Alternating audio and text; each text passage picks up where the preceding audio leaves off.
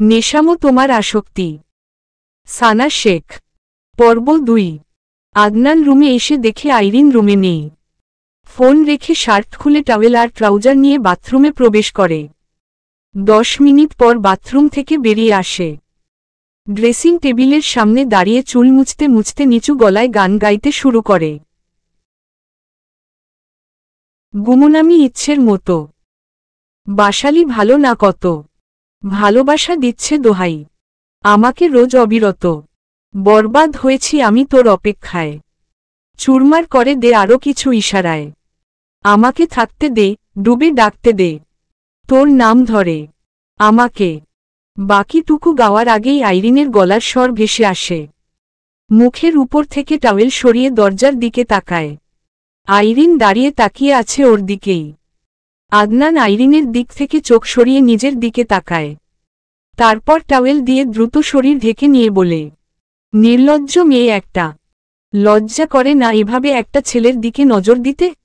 দেখে মনে হচ্ছে চোখ দিয়েই গিলে খাচ্ছে। জীবনে কি এত হ্যান্ডসাম ছেলে চোখে দেখনি নাকি? দেখবেই বা কিভাবে? এই পুরো টাঙ্গাইলে Adnan lucky only one PC তো আছে। আইরিন মুখ বাঁকিয়ে বলে, ঠিকই বলেছেন, এই পুরো টাঙ্গাইলে বেশরম, নির্লজ্জ, অসভ্য, অভদ্র, খচ্চর, বাদর Talukdar Adnan lucky only one PC আছে। আদনান রেগে তাকায় আইরিনের দিকে। আইরিন পাত্তা দেয় না ওই চাহনি।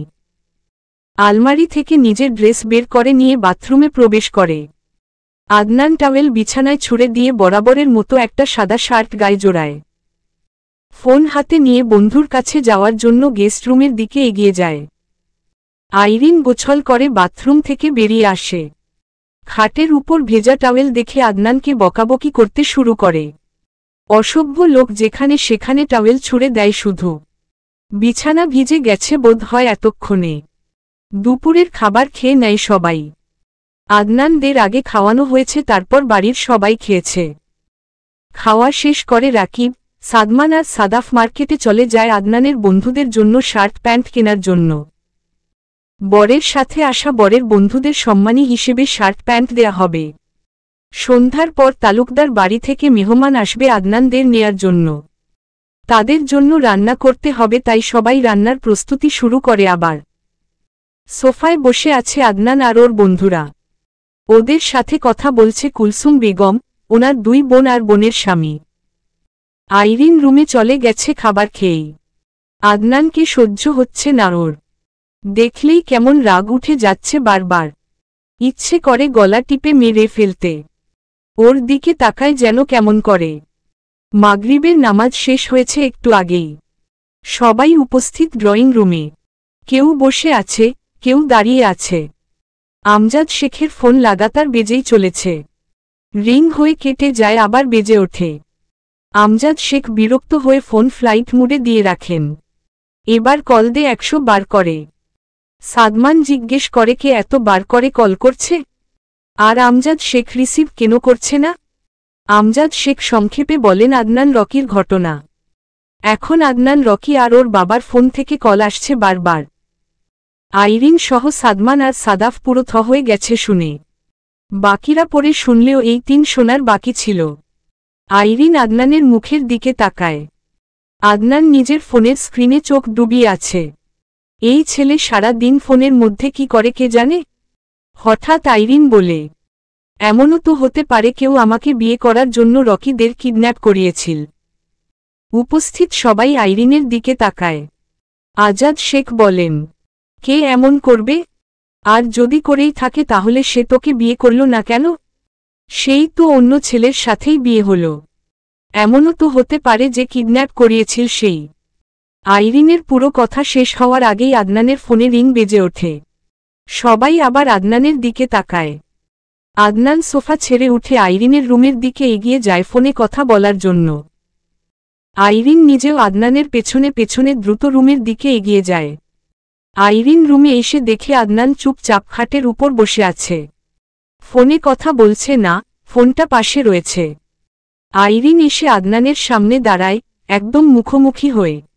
আদনান স্বাভাবিক ভঙ্গিতে তাকিয়ে আছে ওর মুখের দিকে। আইরিন রেগে বলে, আপনি ইচ্ছে করে ষড়যন্ত্র করে রকিকে কিডন্যাপ করিয়ে আমাকে বিয়ে করেছেন তাই না? হঠাৎ আদনানের ভাব পরিবর্তন হয়।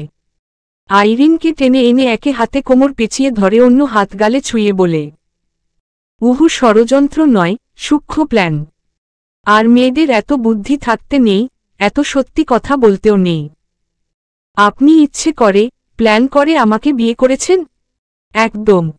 আমি থাকব না আপনার সাথে, আমাকে ধরেছেন কোন সাহসে? ছাড়ুন আমাকে। আমি যাব না আর আপনাদের বাড়িতে। আপনি আজকেই আমাকে তা লা ক দিয়ে চলে যাবেন নিজের বাড়িতে। নিজের এই অ তা ন চেহারা আর জীবনেও দেখাবেন না আমাকে। আদনান আইরিনকে ছাড়ে না, আরও শক্ত করে ধরে বলে, ছাড়ার জন্য তো বিয়ে করিনি।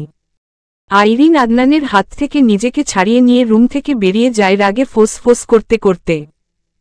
নিচে গিয়েই চিৎকার চেঁচামেচি শুরু করে দিয়েছে আইরিন।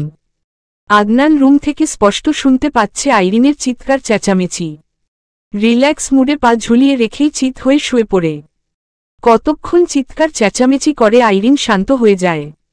ড্রয়িং রুমে উপস্থিত সবাই তাকিয়ে আছে ওর দিকে। ওর কথা শুনে আজাদ শেখ, সাদমান আর সাদাফ রাগে ফায়ার। বাকি সবাই অবাক হয়ে তাকিয়ে আছে। আদনান ছোটবেলা থেকেই আইরিনকে সেরকম পছন্দ করে না সবাই জানে। এখন আদনান যে এভাবে আইরিনকে বিয়ে করবে এটা যেন অবিশ্বাস্য। আইরিন সকলের দিকে তাকিয়ে কাট স্বরে বলে, আমি ওই অসভ্য অভদ্র তালুকদার আদনান লাকির সাথে সংসার করব না। আমি আর ওই বাড়িতে যাব না, মানে যাব না। ওই অভদ্র লোককে বের করো আমার রুম থেকে আর এই বাড়ি থেকে। আমজাদ শেখ কিছু বলার জন্য উদ্যত হতেই সাদমান ওনাকে থামিয়ে দিয়ে বলে, আইরিন যখন বলেছে ও তালুকদার বাড়িতে যাবে না তখন আর যাবে না। জহিরুল শেখ বলেন, বিয়ে হয়েছে আজকে 3 দিন। সাদমান দাদার দিকে তাকিয়ে বলে, 3 দিন হয়েছে তো কি হয়েছে? অপছন্দের খাবার জোর করে গেলা যায়, অপছন্দের পোশাক গায়ে জড়ানো যায়, কিন্তু অপছন্দের মানুষের সাথে সারা জীবন এক ছাদের নিচে একসাথে বাস করা যায় না। এখন না হয় একসাথে থাকবে ইচ্ছার বিরুদ্ধে, পরে যে লাকি ওকে ছেড়ে দেবে না তার কি গ্যারান্টি আছে? ওই বংশের বর্তমান প্রজন্মের ছেলেরা কেমন জানো না? যেটা আগে হবে সেটা এখন হলে সমস্যা কি? রকি তো এখনও আইরিনকে বিয়ে করতে চাইছে। আমজাদ শেখ আবার কিছু বলার জন্য মুখ খুলছিলেন তখনই উপর থেকে আদনান নিচে নেমে আসে। ওকে দেখে সবাই ওর দিকে তাকায়। আইরিন রাগের চোটে কাঁপছে। সাদমান আগুন চোখে তাকায় আদনানের দিকে। খ্যাপাটে গলায় বলে, তুই ষড়যন্ত্র করে আইরিনকে বিয়ে করেছিস প্রতিশোধ নেয়ার জন্য তাই না? আইরিন যাবে না আর তোদের বাড়িতে। ওকে তা লাখ দিয়ে বিদায় হয় এই বাড়ি থেকে। আদনান সাদমানের দিকে তাকিয়ে আবার আইরিনের দিকে তাকায়। তারপর এগিয়ে এসে আইরিনের এক হাত মুঠো করে ধরে বাইরের দিকে পা বাড়িয়ে বলে, চলো, এই বাড়িতে আর জীবনে পা রাখবে না তুমি। আইরিন শক্ত হয়ে দাঁড়ায়। সাদমান আইরিনের এক হাত টেনে ধরে। আদনান ঘাড় ঘুরিয়ে আইরিনের বা হাতের দিকে তাকায় যেই হাতটা সাদমানের হাতের মুঠোয় রয়েছে। আদনান শান্ত গলায় বলে, সাদমান আইরিনের হাত ছাড়। সাদমান হাত ছাড়ে না। আদনানের হাত থেকে আইরিনের হাত ছাড়ানোর চেষ্টা করে বলে, তুই আমার বোনের হাত ছাড় আর বের হয় এই বাড়ি থেকে। তোর বাড়িতে ঘর জামাই হয়ে থাকতে আসিনি আমি। আমার বউয়ের হাত ছাড়, চলে যাচ্ছি। আমার বোন যাবে না তোর বাড়িতে। তোর বোন হলেও বউটা আমার। আদনান আইরিনের হাত ধরে টেনে নিয়ে যাওয়ার চেষ্টা করে। দুজনের টানাটানিতে আইরিনের মনে হচ্ছে হাত দুটো শরীর থেকে আলাদা হয়ে যাবে। আমজাদ শেখ এগিয়ে এসে দুজনকেই বলেন, দুজনেই আইরিনের হাত ছাড়ো। আপনার ছেলেকে বলুন আইরিনের হাত ছাড়তে। সাদমান বলে, ওকে বলো আইরিনের হাত ছাড়তে। আইরিন যখন বলেছে ওই বাড়িতে যাবে না তখন যাবে না। ওকে যেতে বলো এই বাড়ি থেকে। আমজাদ শেখ বলেন, বিয়ে কোনো ছেলে খেলা নয়। সবাই মাথা ঠান্ডা করে শান্ত হও। এশার নামাজের পরপর তালুকদার বাড়ি থেকে সবাই আসবে, তখন আলোচনা হবে এই বিষয়ে। সাদমান মানে না বাবার কথা। আদনানের উপর ওর রাগ জমে আছে কয়েক বছর ধরেই। আদনান নিজেও আর 1 মিনিট এই বাড়িতে দাঁড়াবে না। যেই বাড়িতে ওকে অপমান করা হয়েছে সেই বাড়িতে আর থাকার প্রশ্নই আসে না। আইরিনকে টেনে নিয়ে পা বাড়াতেই সাদমান আদনানকে ধাক্কা দেয়। আদনান রেগে নিজেও সাদমানকে ধাক্কা দেয়।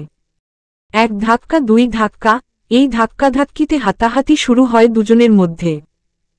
আইরিনকে ছেড়ে দুজন দুজনের কলার চেপে ধরে ফোঁস ফোঁস করছে।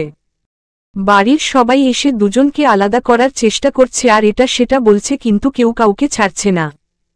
আদনান হিস হিসিয়ে বলে, তুই আইরিনের ভাই না হলে এতক্ষণে তোর খবর ছিল।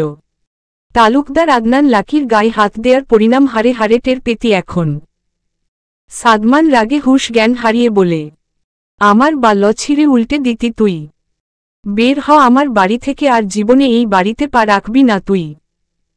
মুখে মুখে তর্কাতর্কি তো হয়ই, মা রিও লেগে যেতে নেয় দুজনের মধ্যে। বাড়ির কেউ দুজনকে আলাদা করতে পারছে না, কারো চেয়ে কেউ কম না। আইরিন দুই হাতে দুজনকে দুদিকে ঠেলার চেষ্টা করে বলে, ভাইয়া কি করছো এসব, ছাড়ো ওনাকে। আপনি ছাড়ুন আমার ভাইয়াকে। নিজের বাড়িতে গিয়ে মা রি করুন। ভাইয়া ছাড়ো। আদনান সাদমানের কলার ছেড়ে দেয়। নিজের কলার থেকে সাদমানের হাত ছাড়িয়ে ধাক্কা দিয়ে ওকে নিচে ফেলে দিয়ে আইরিনকে পাজাকোলে তুলে নিয়ে বাইরের দিকে পা বাড়ায়। আদনানের পেছনে পেছনে ওর বন্ধুরাও এগিয়ে যায়।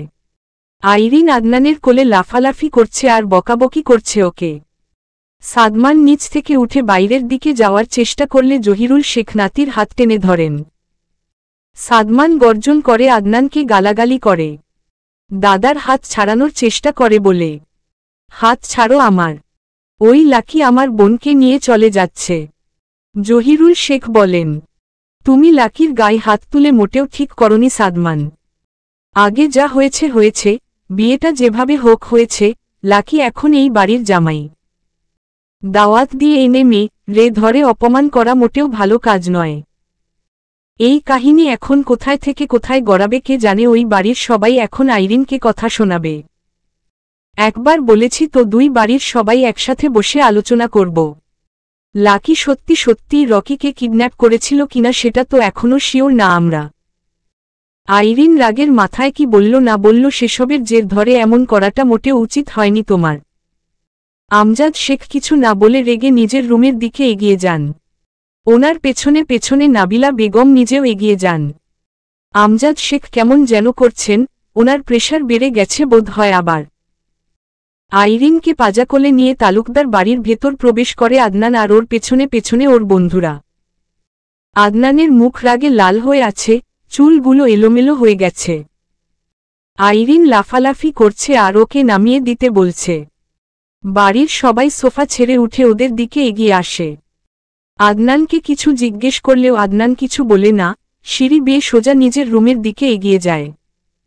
আদনানের বন্ধুদের জিজ্ঞেস করলে মামুন রশিদ বলে, ওই বাড়িতে ঝামেলা হয়েছে তাই লাকি আইরিনকে জোর করে নিয়ে চলে এসেছে। কি হয়েছে? কিসের ঝামেলা হয়েছে? আদনানের কাছ থেকেই জেনে নেবেন আঙ্কেল। রুমে এসে খাটের উপর নামায় আইরিনকে। আইরিন রুম থেকে বেরিয়ে যাওয়ার জন্য খাট থেকে নেমে দরজার দিকে পা বাড়ালে আদনান ওর হাত টেনে ধরে। আইরিন আদনানের মুখের দিকে তাকিয়ে তেজি স্বরে বলে, হাত ছাড়ুন আমার। জীবনে না। আপনি ষড়যন্ত্র করে কেন বিয়ে করেছেন আমাকে? ভালোবাসি তাই। আদনানের মুখ থেকে ভালোবাসি কথা শুনে আইরিন যেন নিজের কানকেও বিশ্বাস করতে পারছে না। শান্ত হয়ে দাঁড়িয়ে রইল, অবাক হয়ে বলে, আপনি ভালোবাসেন আমাকে? হ্যাঁ। মিথ্যে কথা বলছেন আপনি। আপনি যতই মিথ্যে বলুন না কেন আমি আপনার সংসার করব না, আপনার বাড়িতে থাকব না। যা ভাবো তুমি, আই ডোন্ট কেয়ার। তুমি শুধু আমার আর আমার সাথে থাকবে, এটাই ফাইনাল। আইরিন রাগে ফোঁস ফোঁস করতে করতে বলে, আমাকে আপনি জীবনেও পাবেন না। অলরেডি পেয়ে গেছি। এজন্মে তো তোমাকে পেয়েই গেছি, আগামীতে যদি 1000 বার জন্ম হয় সেই 1000 জন্মেও তুমি আমার। তুমি আমার মানে তুমি শুধুই আমার। অনন্তকালেও তোমার পিছু ছাড়ছি না আমি। অলরেডি পেয়ে গেছি। এজন্মে তো তোমাকে পেয়েই গেছি, আগামীতে যদি 1000 বার জন্ম হয় সেই 1000 জন্মেও তুমি আমার। তুমি আমার মানে তুমি শুধুই আমার। অনন্তকালেও তোমার পিছু ছাড়ছি না আমি। আমার পিছনে কেন পড়েছেন আপনি? আপনার কি ক্ষতি করেছি আমি? বললাম না ভালোবাসি সেজন্য। কেন ভালোবাসেন? কেন ভালোবাসি সেটা কিভাবে বলবো? কেন ভালোবাসি সেটা তো আমি নিজেও জানি না, কিন্তু ভালোবাসি। 3 বছর, গত 3টা বছর ধরে ভালোবাসি তোমায়। গত 3 বছর ধরে চোখে চোখে রেখে তোমায় বড় করেছি। তাহলে বলো কিভাবে অন্যের হতে দিব তোমাকে? এটা কি সম্ভব? সম্ভব না। তোমার আশপাশ থেকে কত আবর্জনা দূর করেছি হিসেব নেই। গত 3 বছরে তোমার যতগুলো বিয়ে ভেঙেছে সেই সব বিয়ে আমি তালুকদার আদনান লাকি নিজ দায়িত্বে ভেঙেছি। এখন কিভাবে কি করে ভেঙেছি সে কথা জিজ্ঞেস করো না। আইরিন রেগে তাকিয়ে রইল আদনানের মুখের দিকে। আদনান আবার বলে, সেদিন মাগরিবের আগে ঘাট থেকে বাড়ি ফিরছিলাম, দেখলাম তোমাদের বাড়িতে কিছু পুরুষ মানুষ প্রবেশ করল। কুদ্দুসের ছেলেকে জিজ্ঞেস করাই বলল তোমার নাকি বিয়ে ঠিক হয়েছে ঢাকায়। সামনের শুক্রবার বিয়ে। এত রাগ উঠেছিল যে বলার মতন না। বাইক থেকে নেমে তোমাদের বাড়ির ভেতর প্রবেশ করেছিলাম, কিন্তু আবার উঠোন থেকেই বেরিয়ে আসি। 2 ফ্যামিলি বিয়ের প্ল্যানিং করুক, এদিকে আমি আমার প্ল্যান সাজাই। আমি জানতাম শেখ বাড়িতে বিয়ের প্রস্তাব পাঠালে তুমি আর তোমার পরিবার কোনোভাবেই রাজি হবে না। নির্বাচনের আগে কোনো ঝামেলা করতে চাইনি, তাই ভেবেছিলাম নির্বাচনের পর বিয়ে করব, সেজন্য ধৈর্য ধরে ছিলাম, কিন্তু তুমি আর তোমার ফ্যামিলি আমাকে ধৈর্য ধরে থাকতে দাওনি। বাধ্য করেছ এখনই বিয়ে করতে। আমি যেভাবে যা প্ল্যান করেছিলাম সেভাবে ঠিক তাই হয়েছে। আমার প্ল্যানের 1 ইঞ্চিও এদিক ওদিক হয়নি। আমি আপনাকে ঘৃণা করি, ভীষণ ঘৃণা করি, অভদ্র পুরুষ। আমি তোমাকে ভালোবাসি, ভীষণ ভালোবাসি, ঝগড়ুটে নারী। আমি আপনাকে খুব করে ফেলব। এত তাড়াতাড়ি বিধবা হওয়ার শখ জেগেছে? হ্যাঁ, কিন্তু আমি তো এখনই রতে চাই না।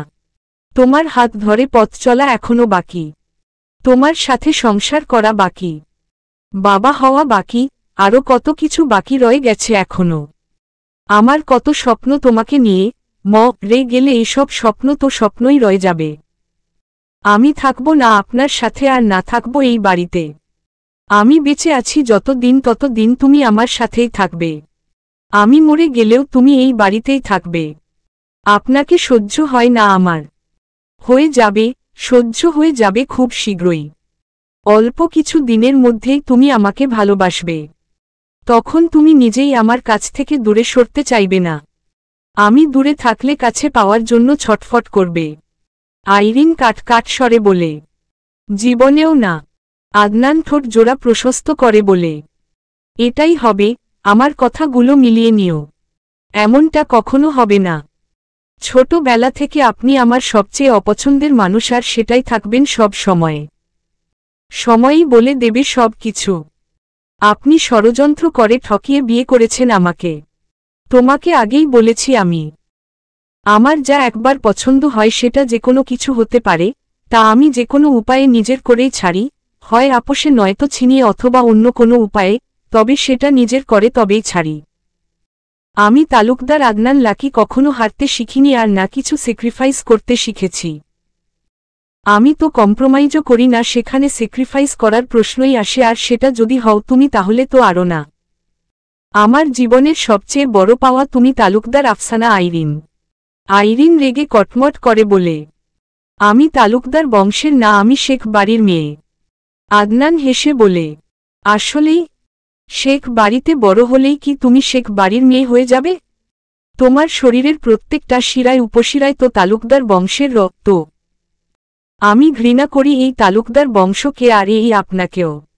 সে তুমি করতেই পারো, তাতে আমার কিছু যায় আসে না। আমি তোমাকে ভালোবাসি, তুমি আমার সাথে, আমার হয়ে থাকবে অনন্তকাল, এটাই শুধু জানি আমি। আমি থাকতে চাই না আপনার সাথে। আর কতবার বলতে হবে? থাকতে হবে, তে হবে, না। আমি আপনাকে ভালোবাসতে বলেছিলাম আমাকে ভালোবাসুন। আপনি নিজের ইচ্ছায় ভালোবেসেছেন। দোষ আপনার। আপনি কেন ভালোবাসলেন? যাকে আমার পছন্দ না আমি তার সাথে থাকব না। আদনান আইরিনের হাত ছেড়ে নিচ থেকে আইরিনের চোয়াল ধরে ডান হাতে। আইরিন কিছু বুঝে ওঠার আগেই চোয়াল ধরে টেনে এনে চুমু খায় আইরিনের গোলাপি নরম অধর জোড়ায়। আইরিন আদনানের হাত সরিয়ে দেওয়ার চেষ্টা করলে আদনান শক্ত করে ধরে আরেকটা চুমু খায়, তারপর আইরিনের চোখে চোখ রেখে বলে, রাস্তা দিয়ে যাওয়ার সময় হিজাবের মাঝের সাদা কালো চোখ দুটো যখন রেগে আমার দিকে তাকাতো, প্রত্যেকবার তাকানোতে খুন হয়ে যেতাম আমি। ওই রাগী দৃষ্টি এসে তীরের ফলার মতন এই বুকে গেঁথে যেত। ওভাবে তাকানো তোমার মোটেও উচিত হয়নি। দোষ তো আমার না, দোষ তোমার। তুমি কেন তাকাতে? তুমি তাকিয়ে তাকিয়েই তো সর্বনাশটা করেছ আমার। এখন আমাকে দোষ দিলে তো হবে না।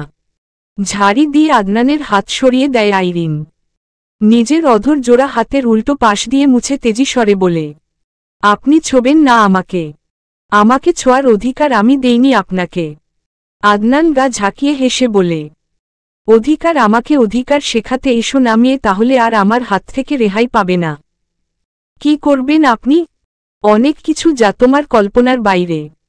আপনাকে আমি সত্যি সত্যিই খুব করে ফেলব। যখন করবে তখন দেখা যাবে। নিচের গুলোকে শান্ত করে রেখে আসি, নয়তো পেট ফুলতে ফুলতে ব্লাস্ট হয়ে যাবে এক একটার। আইরিনকে রুমের ভেতর রেখে আদনান রুম থেকে বেরিয়ে যায়, বাইরে থেকে দরজা লাগিয়ে দিয়ে। বলা তো যায় না, যদি বেরিয়ে চলে যায় যা বিচ্ছু মেয়ে একটা। আইরিন রাগে গোজগোজ করতে থাকে। ইচ্ছে করছে পুরো রুম লণ্ডভণ্ড করে দিতে। ওই আদনান লাকির মাথা ফাটাতে পারলে শান্তি লাগতো আইরিনের। এর আগেও ওর বড় ভাইকে ধরে মেরে ছিল, দুই ভাই মিলে। ওর বড় মামা কেমা রার জন্য তেরে গিয়েছিল এই অসভ্য অভদ্র আদনান লাকি। আবার আজকে ওদের বাড়িতে ওর বড় ভাইয়ের সাথে মা রি করে ওকে জোর করে ধরে নিয়ে চলে এসেছে। আধা ঘন্টা পর রুমে ফিরে আসে আদনান। বাপ দাদাকে কি বলে আসলো কে জানে। আদনানের হাতে বড় একটা প্লেট আর প্লেট ভর্তি খাবার। ফ্রেশ হয়ে এসে আইরিনকে খেতে বললে আইরিন কাট স্বরে বলে, আপনার খাবার আপনি খান, আমি খাবো না। রাগ করবে মানুষের সাথে, খাবারের সাথে কিসের রাগ? চুপচাপ খাও। আইরিন খাটের উপর উল্টো ফিরে শুয়ে বলে, খাবো না মানে খাবো না। এক কথা বারবার বলতে পারবো না আমি। আদনান নিজেও খায় না। প্লেট টেবিলের উপর রেখে হাত ধুয়ে শোয়ার জন্য প্রস্তুতি নেয়। শোয়া থেকে উঠে খাট থেকে নেমে দাঁড়ায় আইরিন। আদনান কপাল ভ্রু কুঁচকে তাকায় আইরিনের দিকে। আইরিন আলমারির ভেতর থেকে একটা চাদর বের করে এক ভাঁজ করে ফ্লোরে বিছিয়ে নেয়। খাটের উপর থেকে একটা বালিশ নিয়ে ফ্লোরে চাদরের উপর রাখে, তারপর বাথরুমে প্রবেশ করে। আদনান চেঞ্জ করে খাটের পাশে দাঁড়ায়। গ্লাসে পানি ঢেলে এক গ্লাস পানি পান করে। আইরিন বেরিয়ে আসে বাথরুম থেকে। আদনান আরেক গ্লাস পানি ঢেলে নিয়েছে গ্লাসে। আইরিন চাদরের কাছে এগিয়ে আসার আগেই আদনান চাদরের উপর পানি ঢেলে দেয়। আইরিনের দিকে তাকিয়ে ইনোসেন্ট ফেস করে বলে, উপস, হাত ফসকে পানি পড়ে গেল। আইরিন কটমট করে তাকিয়ে থাকে, তারপর আদনানের পাশে এসে দাঁড়ায়। পানির গ্লাস হাতে নিয়ে খাটের উপর পুরো জগের পানি ঢেলে দিয়ে বলে, উপস, ভুল করে হাত ফসকে পানি পড়ে গেল। আদনান গোল গোল চোখ করে খাটের দিকে তাকিয়ে থাকে।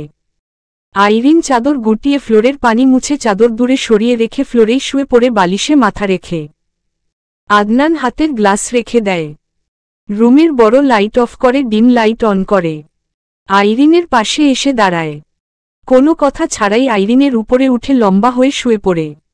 হতভম্ব আইরিন আদনানকে ঠেলে সরানোর চেষ্টা করে বলে, সরুন, অসভ্য লোক, আমার উপর শুয়েছেন কেন? আদনান আইরিনকে শক্ত করে ধরে রেখে আইরিনের ঘাড়ে মুখ গুজে বলে, আমি ফ্লোরে ঘুমোতে পারি না। আমার নরম বিছানা না হলে ঘুম আসে না। আমি আজকে সারা রাত এখানেই ঘুমাবো। অসভ্য লোক, সরুন আমার উপর থেকে। বিছানা ভেজালে কেন? আপনি আমার বিছানায় পানি ঢেলেছেন কেন? ওটা বিছানা ছিল না। না।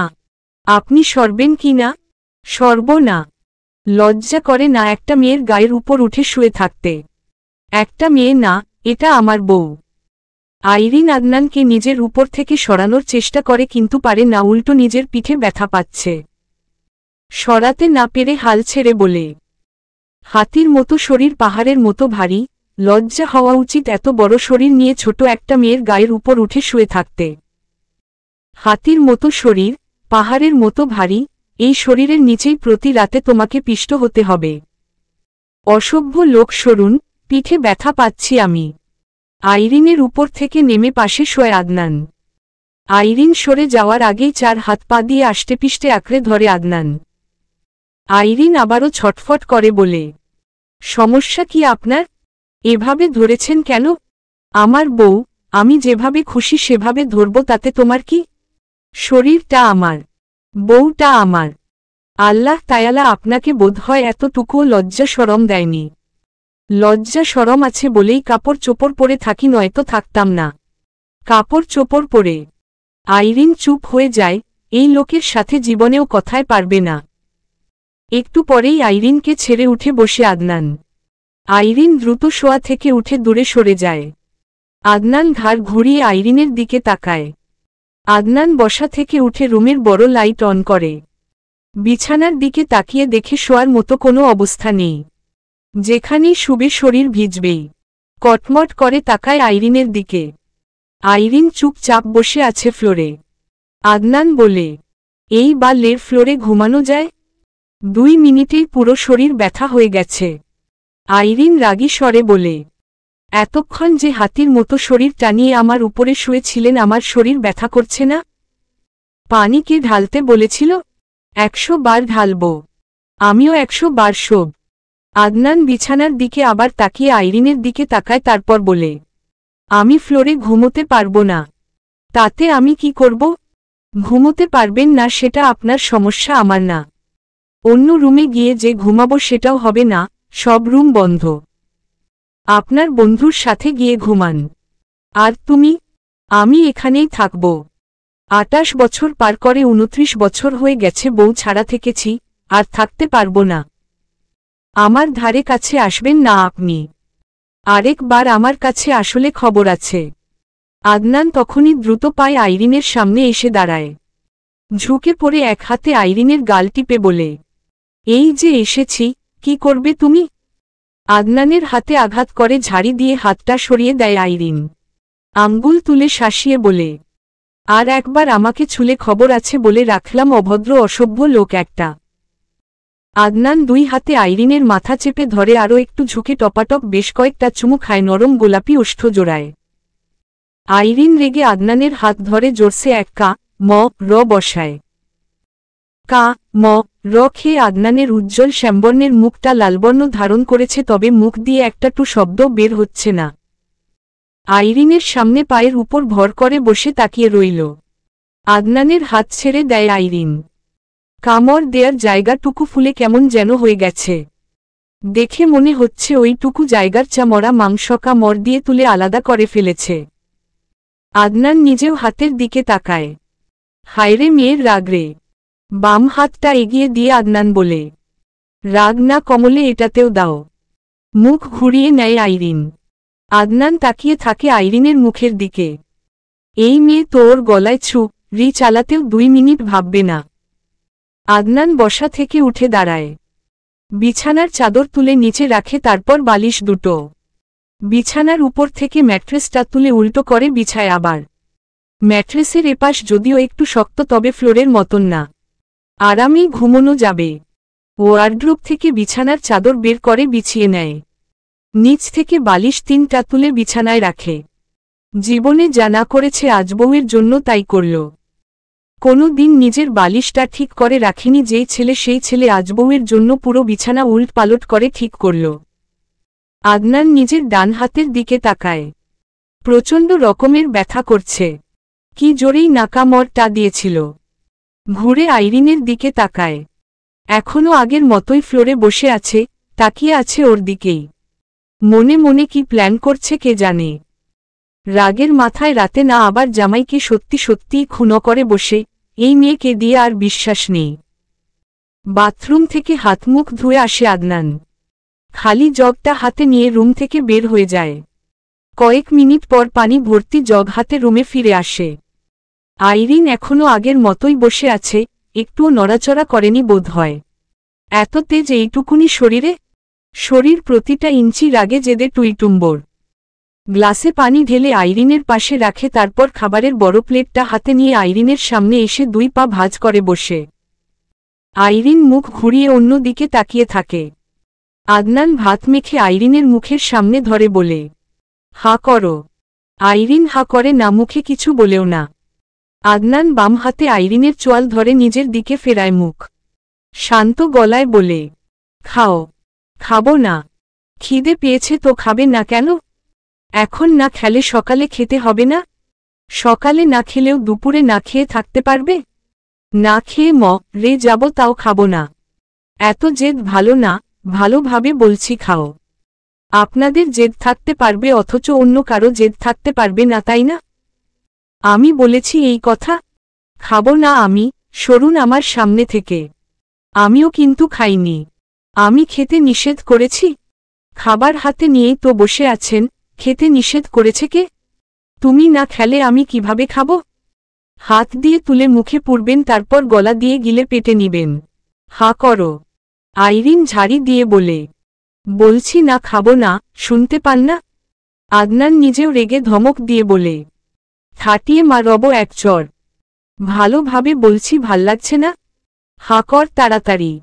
আইরিন আদনানের চেয়েও বেশি রেগে বলে, খাবো না বলেছি মানে খাবো না আমি। আদনান নিজের রাগ কমিয়ে নিজেকে শান্ত করে। রেগে গেলে হবে না, শান্ত গলায় বলে, সেই দুপুরে খেয়েছ অল্প খাবার, সারা রাত না খেয়ে থাকলে অসুস্থ হয়ে পড়বে। বেশি না খেলে অল্প খাও। আমাকে নিয়ে এত চিন্তা কেন আপনার? এত দরদ কেন আমার জন্য? আমাকে নিয়ে এত ভাবতে হবে না আপনাকে। কথাগুলো বলে আইরিন অন্য দিকে মুখ ঘুরিয়ে নেয়। আদনান আইরিনের দিকে তাকিয়ে শান্ত গলায় বলে, জান, ভালোবাসি তো। তড়িৎ গতিতে ঘাড় ঘুরিয়ে আদনানের মুখের দিকে তাকায় আইরিন। কিছু একটা ছিল ওই কণ্ঠস্বরে, অদ্ভুত রকমের একটা কণ্ঠস্বর। এমন কণ্ঠস্বর তালুকদার আদনান লাকির কখনো ছিল না।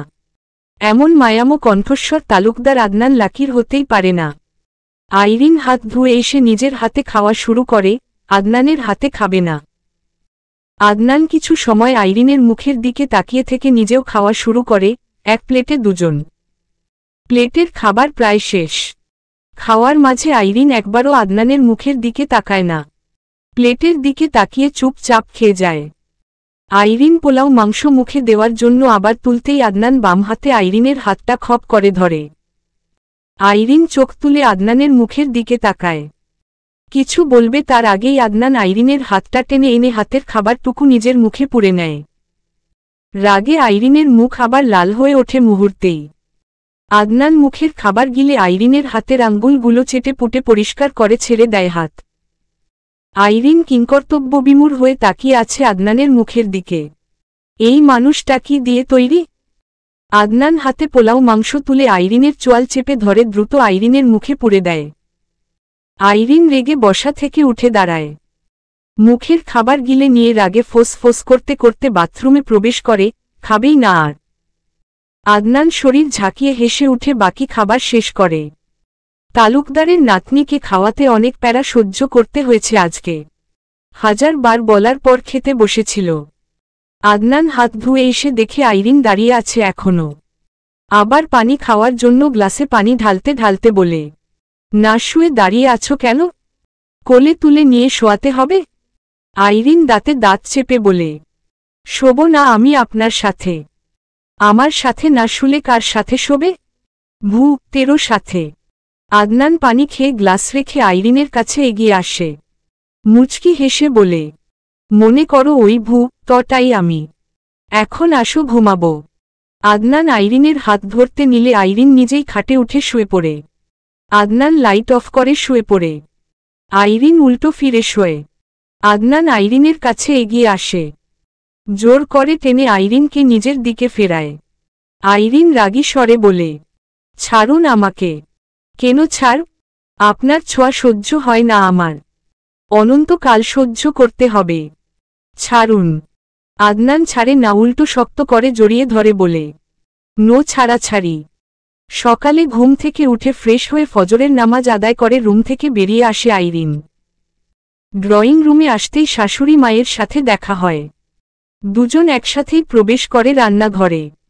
আইরিন শাশুড়ি মায়ের দিকে তাকিয়ে বলে, কি কি রান্না করতে হবে মা? তোমাকে রান্না করতে হবে না, চা কফি বানাও শুধু। মাথা নাড়িয়ে চা বানানোর জন্য সসপ্যান হাতে নেয় আইরিন। ফারজানা তালুকদার রান্নাঘর ঝাড়ু দেওয়ার জন্য ঝাড়ু হাতে নেন। আইরিন সসপ্যান রেখে শাশুড়ি মায়ের হাত থেকে জোর করে ঝাড়ু নিয়ে রান্নাঘর সহ ড্রয়িং রুম ঝাড়ু দেয়। ঝাড়ু দেয়া শেষ করে ঝাড়ু রেখে চা বানানোর জন্য পানি গরম হতে দেয়। ড্রয়িং রুমে উপস্থিত হয় বাড়ির ছোট বড় অনেকেই। আইরিন চা কফি বানিয়ে সবাইকে দেয়, আবার রান্নাঘরে আসার জন্য আগায়। রেশমা তালুকদার আইরিনের দিকে এগিয়ে আসতে আসতে বলেন, লাকি কোথায়? আইরিন দাঁড়িয়ে যায়। দাদি শাশুড়ির দিকে তাকিয়ে আস্তে আস্তে বলে, তোমার লাকিকে আমার আঁচলের নিচে লুকিয়ে রেখেছি, ধরো নিয়ে যাও। দাদি ছোট ছোট চোখ করে তাকিয়ে থাকে আইরিনের দিকে। আইরিন চলে যায় রান্নাঘরের দিকে। 8টার পর আইরিনের দুই মামা আর নানা আসে তালুকদার বাড়িতে। 3 জনকে সোফায় বসতে দেওয়া হয়। মামা নানা আসার খবর শুনে রান্নাঘর থেকে বেরিয়ে আসে আইরিন। একে একে সবাই উপস্থিত হয় ড্রয়িং রুমে। আদনানকে ডেকে আনা হয়। সকলের চোখ মুখ গম্ভীর থমথমে। জহিরুল ইসলাম আদনানের দিকে তাকিয়ে বলেন, রাতে তোমার বাবা দাদার সাথে আলোচনা হয়েছে আমাদের। আমার নাতিও ভুল করেছে, তুমিও ভুল করেছ।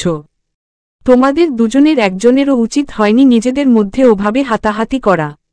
যাই হোক, যা হয়ে গেছে সেসব নিয়ে কথা বলে আর কোনো লাভ নেই।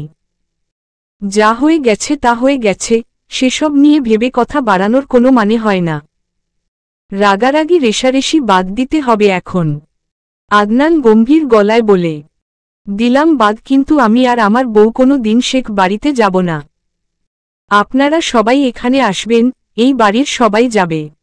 আমজাদ শেখ বলেন, কেমন কথা বলছো লাকি?